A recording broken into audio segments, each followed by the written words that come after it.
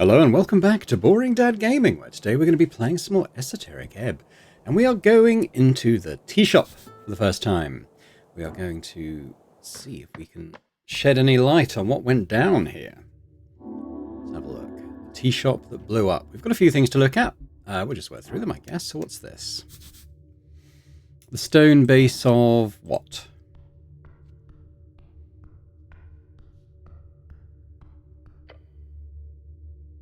Okay, the counter. You step in behind the counter. There are compartments filled with ruined tin boxes. In the back, there's a complicated set of tubes and pipes combining into some type of tea-making machine. A brewer? Not often you get to see those these days. Such a fine and expensive piece of machinery to break. A shame. I'll have a sweet with cream, please, Snell says nasally. He leans over the counter. Oh, make that half cream, actually. My tummy's sensitive today. He's making fun of humans and their love of milk. Not the best joke, but he'll like you more if you play along. Answer in snobby tone. We only serve hill-sourced oat milk, sir. The goblin looks at you, then looks at the counter, then looks at you again. That's called a double take. Good job. Look at his face. Pure shock. Yeah, good one, cleric. He waves his claw. Check the counter. Yeah, let's have a look at the surface first. There's a slab of wood covering the stone base of the countertop. More like charcoal at this point. It was once finely sanded bracken, now ruined. Look at the machine. Pipes and levers melted, glass shattered. This was once a fine work of engineering. Look at the pipes. Copper pipes, expensive, once shiny, now charred and bent. What about the copper chamber at the top? This is where you put the tea leaves. As you lean in, you don't see much beyond some burnt muck through the cracks, but you do smell something. Oh, it smells awful. Your stomach turns. Lean in closer. Oh, come on, don't. Inhale the horrid smell. You smell the disgusting burnt muck through the gaps of your helm. It smells like disgusting burnt muck. This is not good. Oh god, I'm losing a fair bit of health. I might have to do a cure wounds quite soon. You know this is bad. What smells foul makes your nose stronger. That's not true. Holy hell, stop shoving your face into whatever this shit is. Move back. Your knees shake, but you stand. As you turn around, you find the goblin glaring at you with a worried expression. Yeah, I'm going to pretend I didn't see that. I'm going to look at it again, because I want to look at one of the other options. There was, why does it smell like that? Contains something foul. You do not know what. Move away. Okay, move away, fine. Alright, check the output valve. There's a metal valve at the end. It's shut. It's only shut when it's brewing. That means it was working during the explosion. Open the valve. You try to turn the valve, but it bends at an odd angle. Wait, that's not how a valve's supposed to feel. It's stuck. Let's be careful to begin with. Only with finesse can you tame a machine like this. Because you're such an expert at that. You carefully put pressure on the valve as you turn the little lever. Suddenly, you hear a snap. A tiny piece of copper comes flying towards you, hitting your helmet with a ding. You totally let it do that. Oh, there's more. Shit, step back. The valve bursts open, releasing an oozing pile of tea, ash, and God's only knows what else onto the floor. Gods be damned, Snell mutters and holds his nose. The scent is particularly awful. Avoid. Avoid. Okay, let's try and... I've already smelled this shit, so I'm used to it, I guess. Oh my god, what is wrong? How many ones have I rolled? I mean, it's a 5% chance for one. I feel like I've rolled one like a good 30 or 40% of the time. No. You smell the fetid, melted ooze. Your mind goes blank. Your mouth waters. Everything. Oh god, I'm dead. Right, okay. Well, we're back. Everything goes black. Gladic! Did I faint? Yes. That's not good. You will wake. Your time is not yet. Oh. You open your eyes. Snell is standing over you. You good? I'm good. I don't believe you, but cool. Let's keep going, okay? Alas, you persevere. The floor behind the counter is now covered in a layer of ashy mulch. Ugh, what did I gain from this? A loud ding comes out of the machine as the last dribble of ooze exits the canister.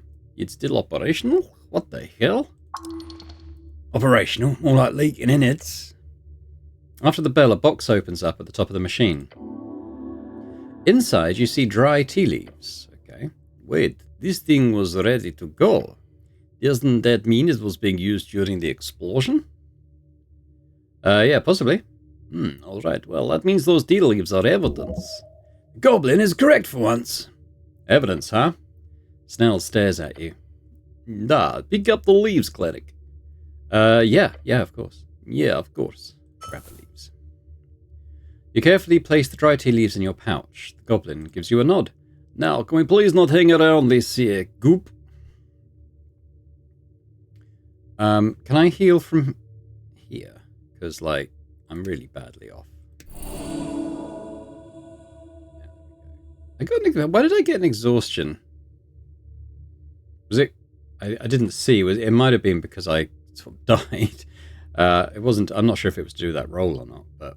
Hey. Look into the charred boxes. Tin boxes full of tea leaves. Or, they're supposed to be. The heat from the explosion has melted both the tin and its contents. It's just ash now. Damn, I was hoping at least one of these would be intact.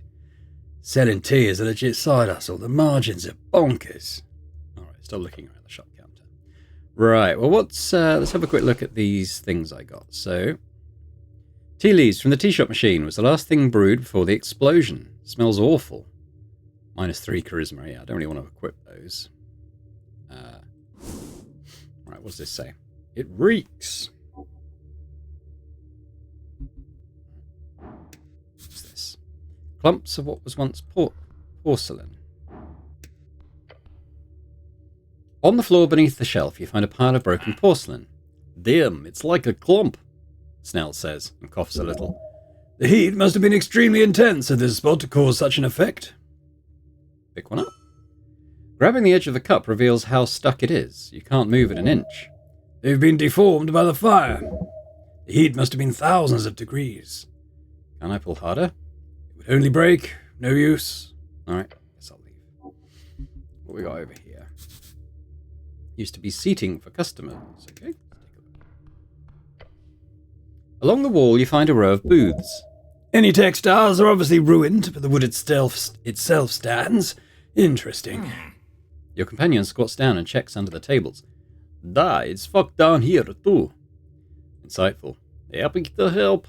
The goblin glances at the other booths. Yeah, I'll look around, I guess. The militia host the whole place down, Snell says while lifting a coal-like wood piece. Especially here in the front. It's all sludge. Going to be hard finding any signs of, anything.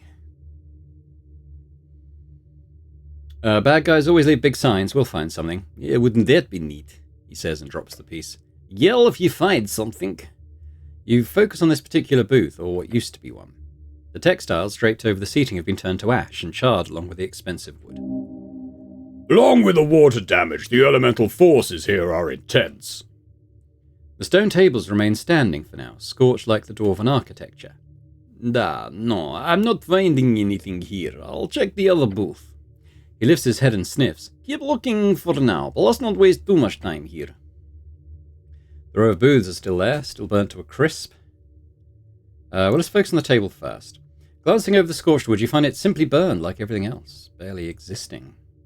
But it is wood. Intact wood, relatively speaking. The militia's attempt to stop the fire splashed everything with water as well, so all the soot is just a sludge. It is still quite strong, wedged along this stone bench. Look at the ruined wood intensely. Yes, that's a table. If you don't have anything to add, don't say anything at all. Oh, come on, it's hard being quiet for this long. Go talk to someone. You might as well check how sturdy it is post-explosion. Alright, let's put pressure on it. You lean on it, you strain. It takes some effort, but soon after you can hear the wood fibers twitching. I've gained burnt bracken. It snaps. You hold the piece of wood in your hands. Your companion gives you a confounded look. What, it wasn't ruined enough for you? Just a souvenir. Great. Tea shop debris. Looking at the piece of wood, it's been infused with fiery energies. Looking inside the burnt wood, you see a sliver of alive bracken. The thickness of the survived and burnt wood suggests a certain level of heat and firepower. If this was caused by a fireball spell, a regular third level wouldn't do this kind of damage to bracken. Alright, because we've lowered our check through investigating, so let's do this. Got a 13. No. Cool. Lifting some of the wreckage, you spend 10 minutes searching around the crevice behind the booth until something catches your eye. Something not burned. You reach out and grab it. Melted Ilim brooch. It's a tiny metal leaf. It fits into the palm of your gloved hand. As you wipe off the soot, you find it in a strange condition. Its intricate design shows both value and style, but you feel a tingle down your arm. The tiny leaf fits in the palm of your gloved hand. A magic item? The brooch is half melted. Magic item does not get destroyed like this. Not by anything but the most powerful of magic. Simply, it does not happen. You glance over to your companion. He hasn't spotted your find yet. I found something. No? The goblin scoots on over to you and looks at the tiny pin in your hand. Strange. Interesting. It kind of survived the fire? Bring it with. Show it to old lady. Sure. He looks around. Let's focus somewhere else in here. Okay, probably enough of that for now. What this? Laughter and debate once filled these seats. Alright. Got a blown up table here by the look of it. Flip table. Looks heavy. The only not disintegrated thing in the central chamber is this stone slab. It's just very, very cooked. The table is once a stone table, now it's as scorched as the rest of the tea shop. Baby, leave it alone. Your arms cannot carry that burden. Ah, here's the table. It must have been flipped over by the force of the explosion. You want to flip the table? It's damn heavy, but we could do it together. Even with Snell, this looks very heavy. There's something interesting here, however. Make sure you look around first. Yeah, we might find a way to make this check easier. I mean...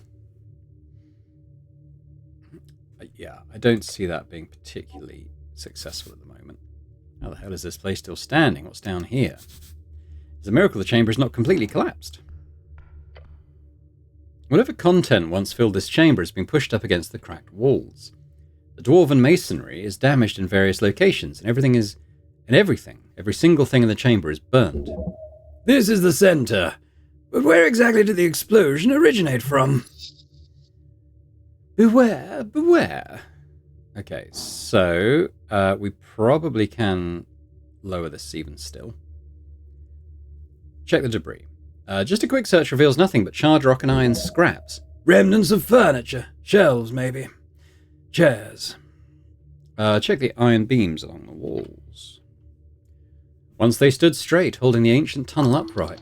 Yeah, it's a miracle this place ain't collapsed entirely. You should probably leave. Check the ceiling. Your heart beats quicker. You glance upwards, finding the somewhat high ceiling in the chamber to be scorched but intact. This place will stand, for now. Could this be caused by a spell? Ooh, I pressed the wrong one, but we succeeded anyway. I did the localize the origin point. You look around and find the damage confusing. While centered in the chamber, the damage appears uneven, as if the force of the explosion was struggling with itself. With that thought, you receive a vision. Replaying the event in your mind, an explosion. In the chamber. Conflagration spreading. It just doesn't work. However, you experiment in your head with the idea of multiple explosions. Suddenly it clicks. You start counting. 1, 2, 3. It's not enough. Looking around the chamber, you see several points from which the fire clearly spread. The explosion is... no. Explosions. Explosions. Multiple. Your companion lifts his head from whatever scraps he was looking over. Yeah, what did you say? You keep counting. 4, 5, 6. Even that's not enough. Fires, the immense force. 7, 8. You point at the last spot on the floor you can see near the west wall where you're standing. 9. 9? 9 of them. The goblin's gaze dances across the chamber. You see his face contort as it dawns on him. More than one? He mutters. You're about to blow his little mind, aren't you? Hold up 7 fingers. 9 separate explosions, simultaneously. He stares at your fingers. He looks around the chamber, concerned. Walk me through it. How do 9 explosions go off at the same time? We got a cabal of sorcerers, a coven? What? Careful now, do you really want to share this info with him? The goblin is not your boss. You don't need to tell him anything. Could be useful to keep this to yourself for now. I trust him. Let's involve him. Tell him, necklace of fireballs. Necklace of... he says and pauses. Huh. Mimic an explosion with your hands and say boom. Like the assassination of Princess Ilona? I don't know what he's talking about. Didn't know you were a history buff? He ignores your comment and looks around at the destruction. The mess produced shit they used in the Coast War. It wouldn't get close to this level of force. You're telling me someone tossed 9 beads of fireball, essentially a fully charged and practically invaluable magic item, into a damn tea shop? Is that or a group of very quick hags? The goblin smirks. Speedy hags, how horrific. He rubs his eyes. Well, shit. Another thing to report. Old lady's not gonna believe it. Guess we'll leave the rubble alone for now. Okay, we still got more stuff to look at. I'm gonna deal with, well, let's, okay, tell you what, let's look at this now and see if I've in any way changed the strength of the check.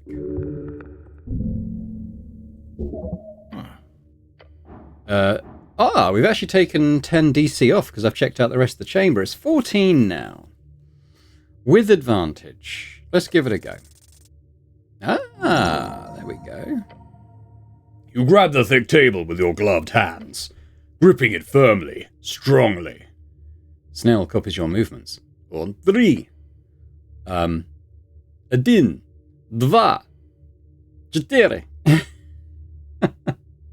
Oh, it's 4 is 4, isn't it? Is it 3? Oh, God, I can't remember what 3 is in Russian. 1, 2, 3. I think it's just 3. Flip the table. Grrr. What's that? You stare into the dark corner of the tea shop. Amidst soot and broken tiles, you see a corpse. It almost disappears into the destruction around it. It's, Snell stares at it. He's silent. Give him a second. He'll appreciate it. Gods be good. 1 casualty. He flinches and looks at you. Confirmed. Corpse appears completely charred to you. The size is average, in human terms, somewhat slender. Hard to make out anything other than a silhouette. The goblin steels himself. How much experience do you have with the corpses, cleric? Your thoughts land on anatomy books, basic medicine training, nothing practical. Clear your throat. The goblin breaks his intense stare down at the corpse and turns to you. Cleric? Not much. What about you? Yeah, I'm no expert, but you know, part of the gig. Yeah, right, like those dainty little claws have ever touched a corpse. We should do a preliminary checkup, just to scope out the scene. Then we'll get the transport to the, the lich house, I guess. We could have Viscan examine it. Necha? He's barely listening to you. I'll check the head. You, check the hands or something? Step up. You take a few careful steps up to it. Kneel down. Seeing it up close causes you to shake. Let's look at the torso first. A dark mass, once skin. Now appears to be but a solid mass. It doesn't even smell. Intense heat caused rapid muscle contraction, freezing the woman in place. She placed herself in this position, most likely to take cover from the explosion. Nothing but blackened, brittle carbon residue. However, You're quite certain this was a woman. the mortician will have to determine that. Whatever led her to this corner, it was quick.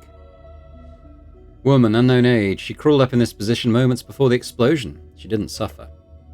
Got it. Good info. He leans in slightly closer. Too far to see anything. Poor goblin. Focus on the hands. You see the left hand is half destroyed. Perhaps they landed on it. Could have shattered in the fall if the source of the fire was instantaneous enough. Most likely the fire would have taken at least half a minute to be lethal. And only if the fire source was hot enough to cook the target's brain. The thought causes your stomach to churn. The right hand is clenched near the victim's hip, holding something. A clue, of course. You've read stories like this. The victim always grips something important when they die. No, this is a bad idea unless you want to break that fist in 1,000 places. Or into 1,000 pieces. But hey, maybe you do. We could try... Okay, we'll try the check. Okay. You attempt to pry and dig, but clearly you're not doing it very well, because soon enough the charred hand crackles and the corpse soot. Your everything shivers. There's corpse stuff all over your hands. Muffle a scream. In your panic, the hand disintegrated further, creating a pile of dust and chunks on the scorched floor. God, don't kill me again. Your gloves, they are covered. In person. I wonder if I can heal up at this point. Okay, yeah, let's do that. I didn't do it before because I wasn't sure I could do it in conversation. But now I know I can. It probably makes sense to keep an eye on that. As the terror wears off and the soot comes off, you find something in the mess you made. Oh, glimmering. A chain. A thin gold chain, or parts of it. However, the second after you see it, you watch it begin to glow. Then it starts to break apart in front of your eyes. The gold chain within seconds turning into another pile of dust. The fuck? That was magic, right? Yes. The goblin grimaces. A defense mechanism. Nothing you can deal with now. Alright, check out the head, I guess. Not much to see. Files burned off, well, everything. While charred beyond recognition, the skull itself is fairly intact. The mouth is intact. Good. And why is that good, exactly? So you can have someone to talk to, of course. Speak with dead. It requires an intact mouth on the corpse to successfully mimic speech. Even in this condition, the corpse should be a valid target. Do I notice anything else? Good question. Looking for distinguishing features, you do notice something interesting. The ears. Ears? Ears? Look at the ears, Snell. He squints. They're barely there. What about them? Look closer. Sure, what am I supposed to, He tilts his head. Oh. Wait. Despite barely keeping a recognizable form, what remains of the ears have a peculiar shape. They're sharp, pointy. Oh. Pointy ears. He looks around. There's only one humanoid creature on the coast with this body's size and pointy ears. Not an orc, not a gnome. And not human. The goblin takes a step back. No chance. Denial for both of you. It's unbelievable, but just the concept of such a rare creature being found in this second-rate tea shop. There's no doubt. Oh no. Your companion glares at the corpse. His head then slowly turns towards you. It's a damned elf.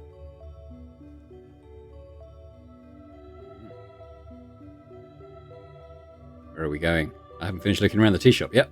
Scent of Ukul, midst flame amiss. This is the death you fear, the dramatic end to your career. Did they know? No, they couldn't have. Yet you have, through no means of your own, landed in this trapped hallway of a mission. You only have one choice now. Find out exactly why this happened. Who killed the elf? Who blew up the tea shop? You feel the answer must lie below. Far, far below.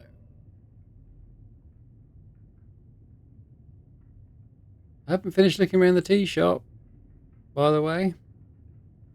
Maybe it's a cutscene we're not party to. The duck. Oh no, we are there. Alright, okay. Sure. Guess. I have to go out to the tea shop to finish poking around. But anyway, your eyes follow the towering dark knight as he walks past, heading down the stairs. The body is secured. Oh, what was Viscon's voice? Oh, good. pale man answers behind his desk. Snell leans against the iron slab, his eyes fastened entirely upon the elvish corpse across the chamber. I think I expected a dwarf. Huh? A dwarf. Why? The tea shop used to be a gathering place for the Asgels. My first thought was of infighting or political assassination. But an elf? It's like 3 of them in the entire city. Don't say anything for a while. After a few seconds, the goblin scoffs and rubs his eyes. Did the dwarfs have a deal with Ilium? Did drama? He lets out a big sigh. Yes, we've got more questions to ask. How bad is this? The Ilium are powerful, even in Norvig. If one of their own got off. That could spell trouble for sure. Should be easy to identify an elf, right? You'd think that. I'm guessing it'll be impossible. I don't want to do I don't like Visken. This is above my rank. But I don't see anyone jumping at the chance, so you're still serving the old lady. For now. Alright, so then what now? He takes a deep breath. Gather any remaining clues in the tea shop, then we report to the lady Sagelive. He snaps his fingers. ASAP. You hear the pale man clear his throat across the circular chamber. Oh, cleric, I'm finished with my report. Give Visken a thumbs up. You obviously want to do the thing. What thing? You know, the thing. He holds up a hand to his mouth and mimics talking. Elaborate? He groans. You know the thing you clerics do with the corpses? What's it called? When you speak with the dead? You never had a chance to cast Speak with Dead before coming here. The spell? Speak with Dead? Oh, it's just called Dead. Right, well, that's the one. I don't think we have that, do we? I'm pretty sure I don't. You grease it.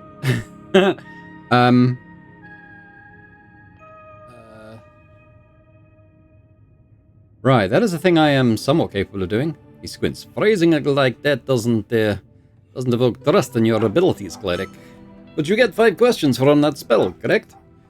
Well, with that, you should easily be able to figure out who, what, why, and when, and so on. That's Visken to tell you something about the spell. Can't cast 3rd level spells yet, though. Oh, wait, but doesn't it take years to learn that shit? I think I lost something when I fell into the river, but it's coming back to me. Sounds worrying, but good. Just try to get back into the groove quickly, alright? We should hear Visken's report. Sure, lead the way. Alright. Now... Okay, well that's the body. What's this, though? A note next to these says, magic items belonging to the deceased. I should grab those. We've got Braces of Thievery. Lowers the DC of trifling checks by your proficiency. And Dex +2. Do I want to add Dex +2 is the question. Oh, yes, someone said this as well. I get not only does it add +1 intelligence, but it adds advantage in esoteric events. I missed that aspect of that. Advantage against bureaucrats. I missed that as well. So that's cool. Wisdom and charisma. I probably don't need to have this active. What does this thing do? +2, -1 wisdom. I like that. I like lowering my wisdom even more. Advantage against elves too. I mean, that could be actually useful. -1 wisdom. +2 dex. Lowers the DC of trifling checks. I mean, that's the sort of thing that if we need to do that, maybe I'll add it in. Sometimes get a little bit overwhelming in terms of how much crap I've got. But I'm just going to deal with that for now. Because the deep storage thing, I can't just look at it. It just literally tips it upside down, doesn't it? So you can't really check what's in there very easily. So I guess I'll just hang on to it for now. I want to look at the corpse again. Then we'll talk to Visken, I think. Talk at Visken, yeah. Moving the elf to the Lich House has caused some minor scuff marks. Nothing major. There's a gentle repose cast on it. That's how it survived the journey in one piece. How did they move the corpse here? The so-called duck. Visken and him performed a corpse retrieval. It was an impressive feat of magic to keep it intact, despite the short journey. Alright, I guess we'll leave it. Right, well, let's talk to Mr. Visken then. I could try and behold some more stuff. It's intelligence, so, I should... In theory... Okay. Or not. Alright, well, let's talk to him anyway. Yeah, I feel unlikely to do that wisdom thing, huh? Yeah, let's whisper to Snell. What can you tell me about this guy? The goblin sneakily leans in and whispers back, "You want a rundown? Right in front of him?" I don't think he can hear us. Yeah, that's not the point, cleric. Call out to Visken. "Can you hear us?" No, cleric, nor am I listening. Go ahead. See? The goblin sighs. "Give me the rundown, Snell." "Visken is the local mortician, unaffiliated, works on contracts with the city. The HWBT is a deal with him, partly because he's a neighbor, and partly because he's not, A normal person? Mortal." The goblin clears his throat and throws a glance back to the mortician. "He's not the type you want to make enemies with, but hey, seems to like you, so good job on that. Just my suggestion, keep your distance, just to be safe." Alright. Maybe we'll come back. It's actually low. I can't see exactly why it's lowered it. Oh, sweet, there we go. Dark Knight works for Visken. Why? Snell warned you about him. He's resistant to your spells, and there's a zombie downstairs. I mean, this would need to get... It's not physically possible for me to pass this check until it's like DC 18. So I guess we'll keep it on the... keep it in the back pocket for now. Tell me about the dead elf. Oh, yes, cleric. Well, there are a few points to go over. 6 points of interest, to be precise. He hands you a piece of paper with the points on them. Tell me which points you wish to go over. The goblin groans. "Oh, don't give him choices. We'll be here forever." Begin with the least interesting. That'll keep you engaged and most susceptible for information gathering. Who cares? Just get through this boring list as quick as possible. We'll work down them. Point 1, the transfer. Oh, yes, it went fine. The body was ruined, of course, but still intact enough, thanks to the charring. That gentle repose did what it should. I then had a subordinate carry the corpse wrapped in silk, a special fibre material. With minor damage, the transfer was completed. Point 2, folk identifier is an elf, right? Yes, your preliminary assumptions were very much correct. While even the teeth had been ruined, the fangs presented as clear evidence. This is an Illim elf, one without horns or other bestial alteration. Point 3 just says sex. Yes, sex, surprisingly difficult to determine in elven folk. Sex would be nice. Not with anyone in this place, though. Well, funny, this is probably not the best moment to attempt a joke. Oh, you're not... Oh, you're not asking. You're not asking me? The pale man lifts his dead eyes from his documents for a very, very long time. The goblin is looking away. No, cleric, I am not. Let us continue. After much consideration, I've established that this elf was, at the time of the death, a female elf. Okay, good to know, thanks. Mm-hmm. Point 4, mouth intact. It is. Which means you're able to cast Speak with Dead, cleric. Can't you do that? I'm sadly not that powerful nor authorized to handle such magic. Right, let's go back, because it says, can you help with this? Let's try that. I need some help with that. He nods. I'll see what I can do. Next point. Point 5, Illim identity. This elf is clearly of Illim nature. Getting in contact with the embassy would be smart. Or foolish. I'd suggest speaking with Nicholas Darrow or his Valkyrie. That sounds like trouble. That embassy is on the other side of town. Plus, they're not exactly known to be too welcoming to inquiries. Alright, point 6, hands. Yes, they were quite broken when the corpse arrived here. I'm assuming she held on to something at the time of death. Did you take something out of her grasp, cleric? Yes, a gold chain. What about it? Interesting. I would suggest keeping it in mind as a clue. It was destroyed, sadly. Ah, interesting. Yes, it held up until that point. He nods. Point 7, cause of death. Fire? Easy answer is usually the correct one. She was incinerated instantaneously. The final shape of the body informs this judgment. I cannot determine if she sustained any minor damage before, but the way she ended up makes it clear. She was moving until the fire erupted. That is all. Point 8, it says clerical compensation. Oh, no such point, cleric. What else? Oh, he's quick. Alright, well I guess I got what I need. Right, good. Now listen. Speak with Dead is a powerful spell. Where can I find it? Straight to the point. Necromancers are rare in this city. Some specialized clerics are taught it, but few are powerful enough to know it innately at 3rd level. However, for lack of a better way to put this, I know a guy. Okay, tell me about this guy of yours. His name is Bondeval. He is or was an arcanist, a pupil of the Fortress of Verdun, if you believe rumors. Cursed and evil place you've heard about in stories since you were a child. Surely this is a necromancer. A necromancer? Bondeval is an eccentric fellow. You may find him down in the crypts. All right, I'll go look for him. If you treat him well, he'll surely share his knowledge with you. Once you're in the crypts, one of the western coffins has a handle that may be rotated. Do so, then pull. His private area will be revealed. So he lives behind a secret door? Yes, that is correct. Once you've learned Speak with Dead, return and cast it on the corpse. He leans back and nods. That is all. Anything else you need, cleric? I guess that's it for now. Okay, now the crypts thing. So, where's my map?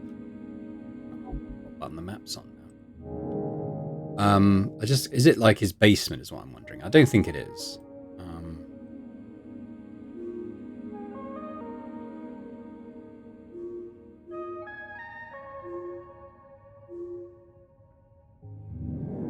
Now, we're gonna head back to the tea shop because there were a few points of interest we still need to look at. So let's go do that. Getting on a bit though. It's already 2 p.m. Yeah. He's still there.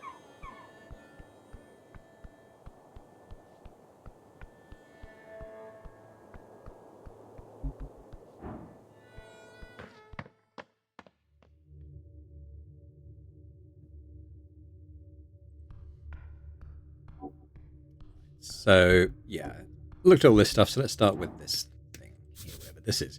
Paper is apparently weak to fire. Who knew? Once there were shelves filled with magazines. You've seen this type of construction before in other city tea shops. The main draw of the tea shops is the available outlet of magazines. Pay for an expensive cup and get access to the latest stories. Win-win. You like reading, Snell? Sure, but not this garbage. You're right, hard to read when it's burnt like this. No, not He shakes his head. Corporate zines, it's just a bunch of lies and tall tales. Might be fun if you want to raise your blood pressure. I agree. I hate journalism. That's not... I mean, there's good newspapers. It's just... Give me one example. Sure, the Green Road. Give me 10 more examples. No. That's fine. Well, thank you for indulging me. You're welcome. I'd blame the election for a lack of more good journalism, but it really wasn't that much better before. Look at the clumps of charcoal littered across the stone alcove. Why can't I say that word? The stone alcove. You see chunks of, well, charcoal. This used to be wood. These stone shelves used to have a wood front. Is there anything readable left? Why would there be? Paper burns quite easily. But what if? Sure, maybe you'll find a magically fire-immune newspaper or something. That's right. You have to take a proper look here before moving on. Great. Just great. Your eyes sweep over the ashy remains. Okay, this check. Why is that adding 10 DC? Why is the pocket watch adding a 10 DC to my check? I'm just wondering if I unequip it, will that go away? I don't know. I'm going to do it anyway. Success! Among the mess, you notice something solid. Moving away a small pile of burnt magazines, you discover a paper completely unharmed by the flames. It's a bit dirty, but a quick shake reveals the title. The Undercon. Oh, for fuck's sake. This paper is cursed, I tell you. We spent a fortnight fishing these bad boys out of the sewers last year. What kind of asshole thought a magically indestructible newspaper was a good idea? There's a faint tealish outline on the paper, not quite glowing in the dark, but almost. It can't even be burnt? Nope, not even magic flame. Is that any good? Glance at the magazine. The zine? Nah, it's shit. The magical elven brooch was damaged, but not this. Immunity to fire damage sure is something, huh? Alright, I guess we'll put it away. Still, we got something. Let's have a look at it. So, plus intelligence minus constitution. A popular fanzine. Top 10 cantrips to manage your co-workers. The difference. How to explain you are not a halfling, part 3. Very... Oh, okay, we can actually sort... I didn't realise we had different tabs, so we can kind of sort that a little bit. That's cool. Alright, well, we'll leave it as all for now. Oh. What's this? An iron door under rubble and soot. Maybe you'll come... Let's have a look. Laid in the passage, the iron door has fallen off its hinges. Look at the corners, they're bent. Look at the bent corners of the door. An incredibly high temperature must have been involved to cause this door to bend like this. And it is bent outwards, so clearly the origin point of the explosion was in the back. Look at the hinges. The hinges are connected to the wall via thick iron nails. Typical dwarven design, they use a metal known as hardstone on doors like this. Interesting. Then this was a combination of force and heat. An esoteric effect, just a spell. Very low DC check. Watch me roll a 1 on this now. Almost. Luckily we've got a good modifier. To melt iron like this, it would require incredible heat, especially for hardstone.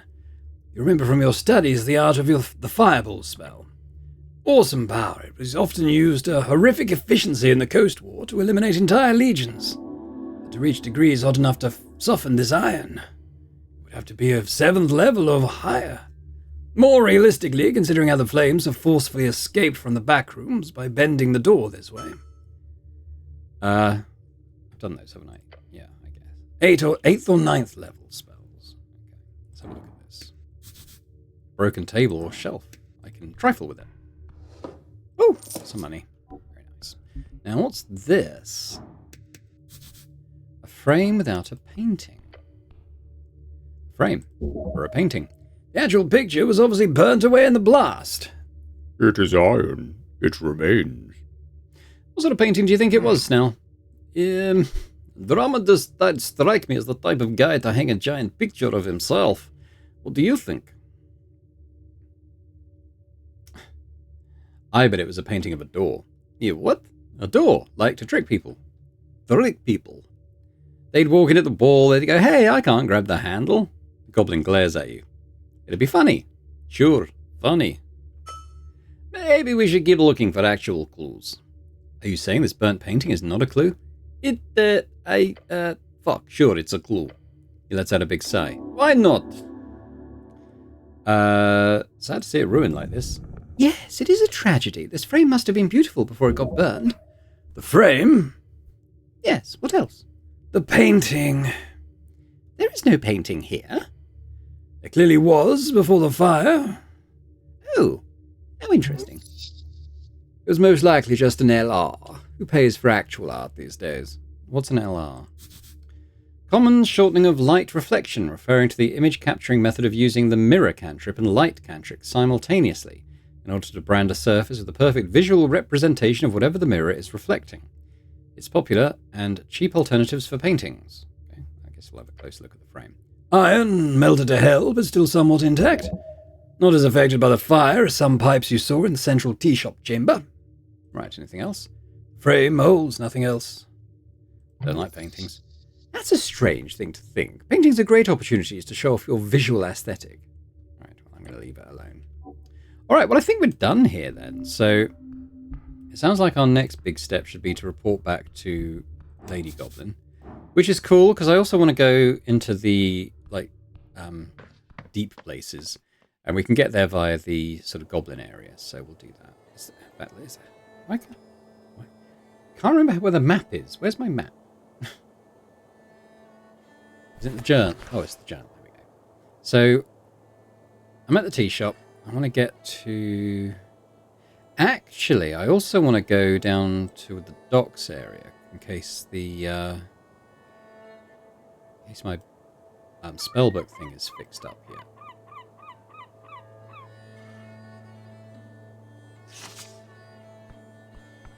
Something down here as well. Is this open yet? Oh, after midnight. Okay. Well, I can only think of one particular way to get back to the Goblin Garden. Yeah, it's not there. Were these here before? Actually readable posters. They're kind of old. Your eyes land upon a series of papers nailed into the wooden facade. Getting information of people. How do you do it? One possible way, papers nailed on random walls. You'd be surprised how effective it could be. Some of them are torn or unintelligible. A few catch your attention. This seems illegal. Advertisement requires strict approval from the government. Tear them down. Rip them up. Look at the one with the owl on it. S. Yellan and Sons, binders and lithographers. Yeah, we've already met him. He's the guy I want to go and see. The owl should be done with the rebinding soon. I guess maybe not just yet. Grand opening. You can barely read the faded lettering on this ink-printed flyer. Grand opening of the Stubborn Sphinx. Okay, we've been there. Look at the poster with a faded green hammer. A sun-faded symbol covers most of the large poster. It's a hammer printed with green ink. Gather ye workers. Asgul said, no god above, no king below, only folk. Asgulist rally on the 22nd of March. Well, that's the one we disrupted. Rip down the posters and rip them to shreds. Oh, this makes you look cool. Cool. Wonderful. You've asserted force onto those terrible evildoers. Can we go now? Fine. Right. That was both groups of posters as well.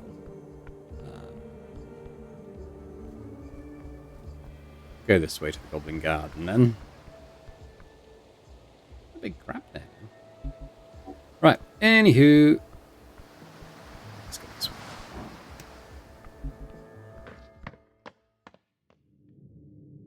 Mushroom Lady's back. I don't think I need to talk to her again, though. Not at this point, anyway.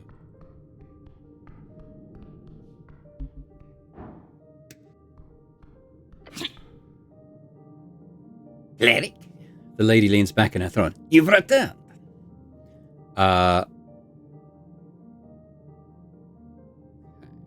Let's start with the tea shop. Well.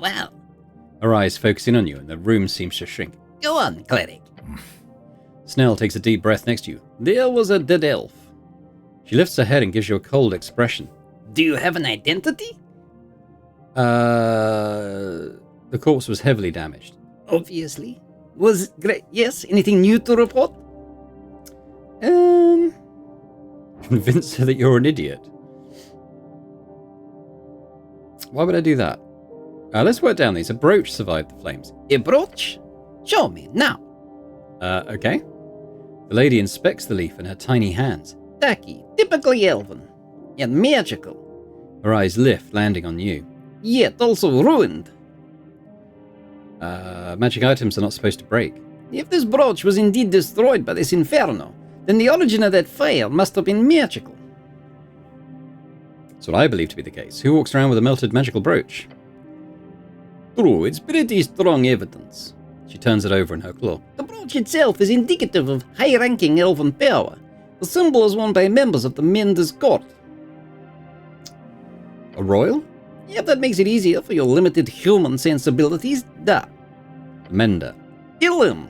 Your witlessness has spun this band into chaos more times than I... She catches herself and mutters through her clenched maw. If her shadow is responsible for this. Symbol? The foulest symbol in Esken, the mending tree. The... Worn? What?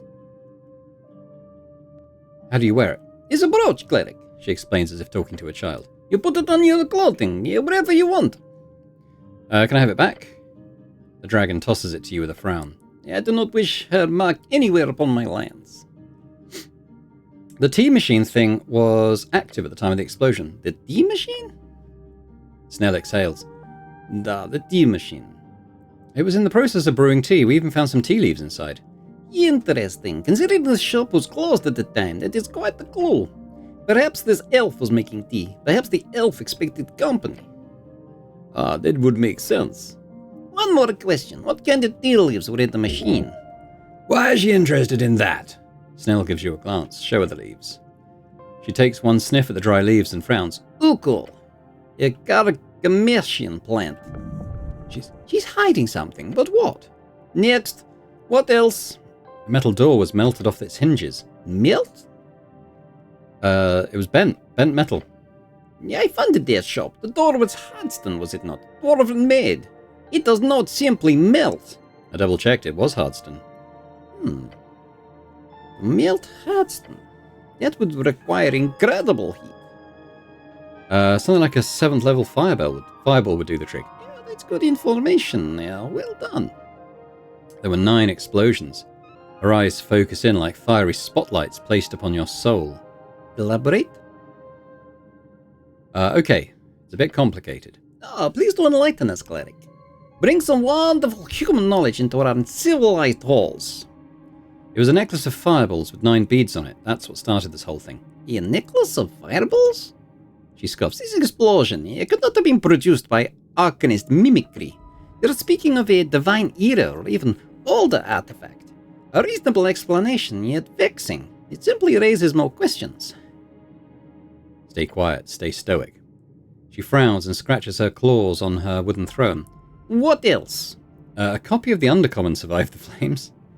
She hits the wooden throne, giving off a loud thud. I told that damn bird not to stock that magazine. She shows her sharp teeth. Bird didn't listen, eh? Shut it. It was never there, cleric. The Undercommon is banned throughout Tolstead, permanently. She lets out a frustrated growl. Those gnomes, I should have had them strung up. They didn't even hire good writers. You hear Snell let out a slight groan. Oh, you've set her off on a round. Nice. An indestructible magazine. Ridiculous. I could imagine a book, perhaps, but what did they think? Who reads a magazine more than once? Except those ignorami come fusis cerebris. She slams her fist on the throne. Ates esoteric illicite tepian punidi interesantes verbibius inforo. Oh, is that draconic? You've broken her, cleric. The goblins around the chamber appear to nod and murmur in agreement, while Snell is just staring at the ground. I agree. He finds his voice. Indeed. However, the presence of the Undercommon is quite interesting. She appears to calm down. From our previous investigation into this travesty, we know the Undercommon is indeed immune to all types of fire. Well, it's evidence. Okay. She takes a deep breath. What else? Well, I've got a level 4 intelligence check now. This charisma one's been going up and up, I guess, because I've convinced. So you can try and convince her that you're an idiot, but I'm kind of going the other way. I'm kind of trusting the goblins, I guess. So present the full story to Lady Sageleaf. There we go. Dirty 20. Yes. You go over the details, the broad strokes, putting the events into a clear chronological order. Lady Sageleaf listens patiently as you explain it all. The tea-shop owner was not there. The elf was. And the elf clearly had a reason to sit in the closed tea shop. And the elf was in possession of a fully stocked necklace of fireballs. The goblin chieftain's lips curl into a slight smile, which then turns into a grim frown. Oh, you got excited for a second. Go on. She finds your explanation intellectually stimulating. Time to lay out the entire plot from the beginning. One thing that didn't make sense to me from the start was, why a tea shop? She shrugs. Why indeed? Snell glances between his queen and yourself. Careful now. You know the truth. You understand it.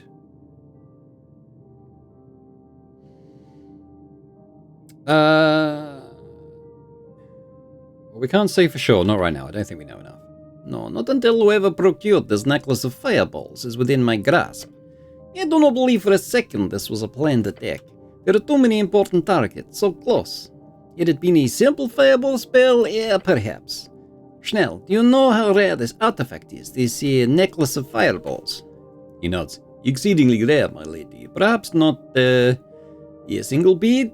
Those float around the coast from time to time. Still expensive, but remnants of the Coast War. Each bead, if detonated together, would result in the blast increasing in power.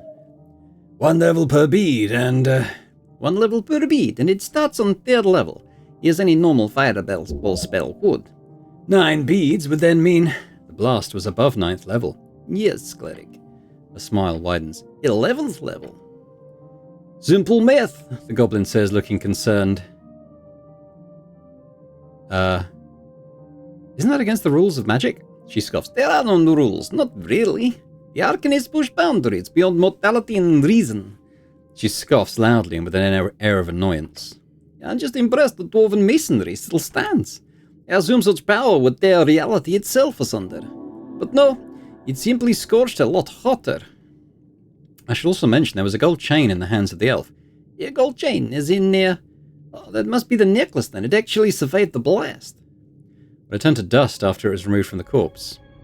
The goblin chieftain clicks her tongue and leans back in her throne. Interesting. Once spent, the gold chain must have retained some magic, until trifled with, of course. The lady glances to Snell, then back to you. Well done. You've convinced me of this perspective. For now, at least. The lady grows silent and begins twirling a ring on her finger. How is the cleric's health, Snell?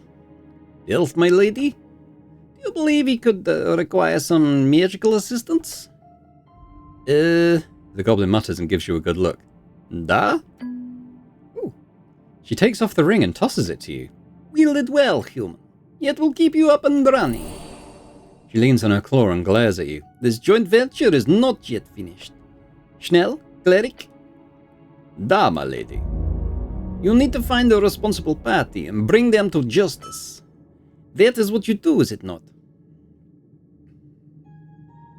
I'm more of a fair trial kind of guy than a swift justice kind of guy. And bring me someone for a trial. The elf may be dead, but I'm certain whoever is responsible here is not. Speak with the relevant parties. Find out everything about this elf. Locate the missing witness, this Frank son of Frank, dressed in yellow. Fake name or not, if he can be found, you must do it. And then there's the question of the powerful drummer, of course. You have until the election, cleric. Be quick about it. The time is running thin. Where should I look for this tea shop owner? Who knows? He's probably already left the city. If he's stupid enough to hide in some corner, cowering like the craven fool he is, then find him and make him talk. Do you know anything about this dead elf? She groans. There were words of a certain elf making friends within political circles here on Tolstead. I'm assuming this is the one. I'd suggest speaking with those connected. The Asgals for their involvement with the tea shop, Viskin for the post-mortem, and of course the corpse itself. That you should be able to handle. Any more info on the missing witness, this Frank son of Frank? Not much. Some whispers about the man dressed in yellow rushing downwards. Perhaps he fled into the city below? The fellow's probably dead or dying in that case. Either way, find him. Okay, I guess that's all for now. Fine, keep at it. I'm meant to talk about Neely's rent? I don't remember this bit. Lady hang on. Oh, she was the bard, wasn't she? The lady laughs. She needs an extension by a week. Her laughter intensifies. And why would you care for my little songbird? Smitten, are we? She promised me a flower crown in return. Her eyes narrow. Why do you want a flower crown? It's cute. Clench your fist. Another cackle escapes the dragon. Fine, I'll grant her the extension. It wouldn't be the first time. But in return, you must do something for me. She wants control over you, spiritual and physical. Dance for me, cleric. You hear chuckles echoing throughout the chamber. What? Dance. Oh, you can do it. You're a master of physical orchestration. You can make them believe in you. Well? She asks with a broad grin. A little dance for your dear Neely's rent? Extension? What say you? She clearly does not expect you to actually do this. Oh, do it.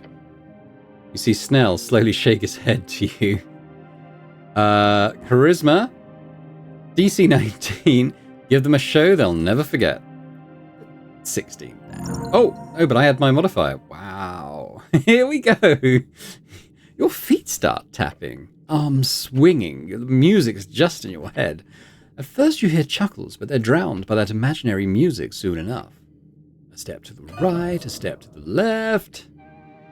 You remember the nights spent in Fig Alley. Those kids were older than you, their hair all enchanted with various cantrips, creating a forest of strange colours entombed in dwarven brickwork, pushing and shoving, heading to the back for sparkling water.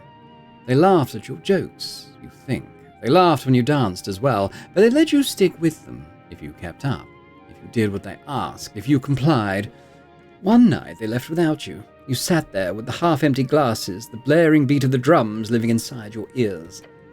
So you got up and moved alone. The floor was crowded. The troupe played loud, led by some Vorgani screamer. That song still comes to you at night when you feel at your most lonely, and you remember that night. That night you danced alone, and it wasn't half bad. As you finish your modern fairy jig, no one is laughing anymore, their eyes lingering on you, having been clearly impressed by your precise footing and rhythm, or at least impressed by your audacity.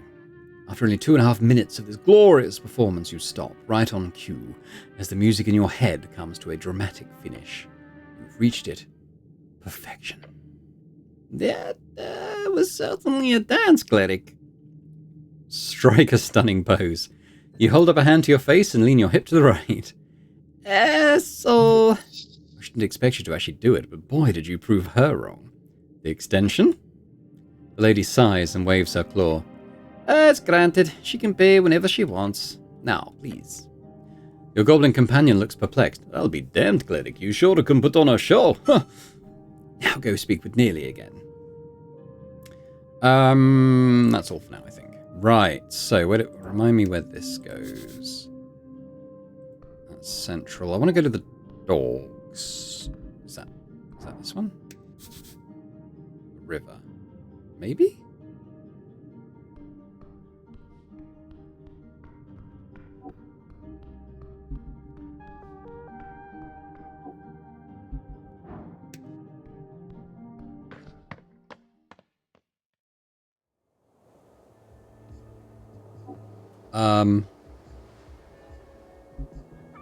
Yeah, where does that go? Long tunnel going towards the holes. Okay.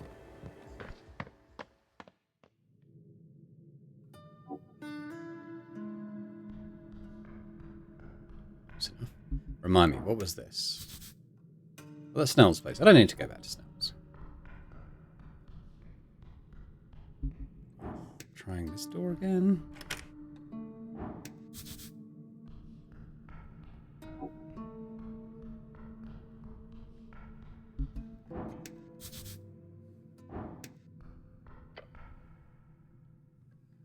Knock.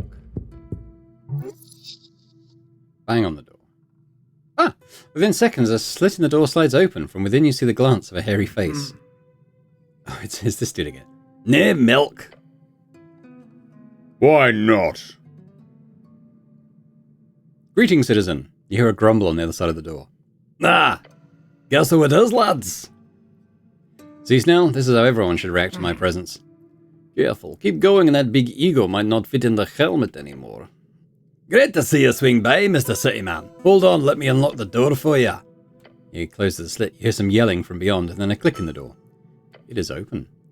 Time to make some friends. Okay then.